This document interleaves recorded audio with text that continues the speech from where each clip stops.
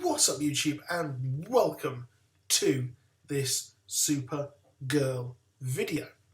So Supergirl, I think, has kind of taken a dip in the quality, I think, so far. This episode was, I think, a bit dull.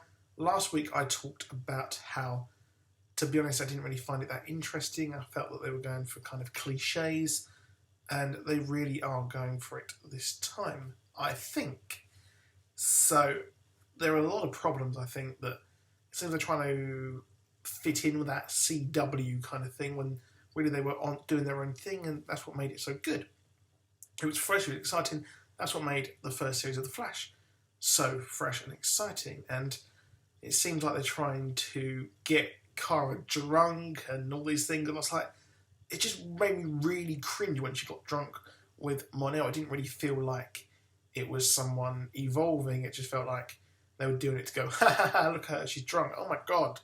And it was just really terrible acting. It was just really, really bad, I think, personally. But we got some cool little Easter eggs in this episode. So we had Ethan Rom from Lost in this episode, which was nice to see him again. I thought he was a very good actor. He was very good in Lost. And he's playing the parasite here, which is an interesting character. I thought that this possibly would have been better off used later on in the season when we need someone who the Kryptonians can't touch whatsoever. But I don't know, they decided to use it this time, and it was pretty much a copy of the film The Thing by Jordan Carpenter.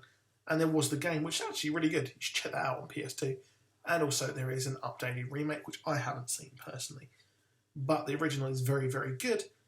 And maybe if this was perhaps Arrow or The Flash, or even Legend of Tomorrow, if it was someone who wasn't super powered, or if it was a different show, it would have worked better as a kind of a horror story. That would have been really good to have that on a horror episode of something a bit more grounded. But they didn't. They just had this thing, and then you had Mon-El getting drunk and being a douchebag and becoming a bit evil there. So we had this horror movie thing, then we had Mon-El providing alien shakedowns on people, which was just incredibly weird, I thought. The fact that they were doing that again so early on, making him look or be perceived to be evil, which I am convinced that he is going to perhaps turn on the team and join the Dominators somehow, just because the Daxamites did in the original comic. I know Mon-El did not, but perhaps he'll in some way and be tricked or whatever. But it just seems to me that they're doing quite a lot of things with him, with looking kind of like on the bad side. Maybe this is a bait and switch. Now, talking of things which were ham-fisted, we've got the whole Alex Danvers story, which I don't think is working that well. It's not subtle. It is very, very on the nose in the way they're having her come out, and then she comes out, and then the girl she fancies is like, nah, I'm not doing this. After kind of like convincing her she is who she is. It's like, well, wow, that's just really stupid. It doesn't make any sense. It doesn't make the relationship really matter. Maybe later on they'll get together and this will be a whole kind of holicity thing where every one of them will they, won't they, for quite a while. Which is, I don't know, it does feel like they are trying to make a superhero show and then have something really weird like a proper love story in this show where it's not really needed. They got rid of the Guardian, or, well, I say Guardian, they got rid of the Jimmy Olsen storyline, the love storyline with Kara there, which was probably for the best. And I've got to say, I'm not a fan of his costume, and I think that it's really stupid that they're keeping it away from Kara. They're not telling anyone.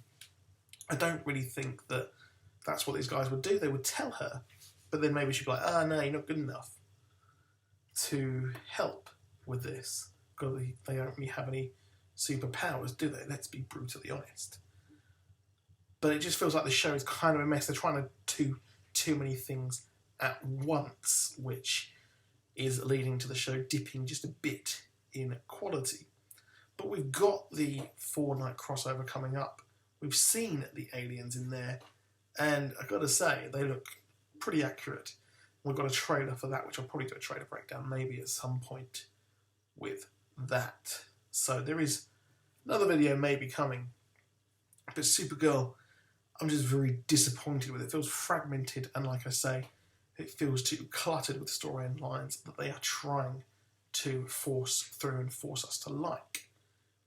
And I feel that if they focused it a bit more, if they focused on one, you've got the main story of Supergirl, then you've got maybe one subplot going on, or maybe just lots of little ones, and don't devote so much time to an episode, because it feels like you're watching 1/3 of this, 1/3 is that, etc.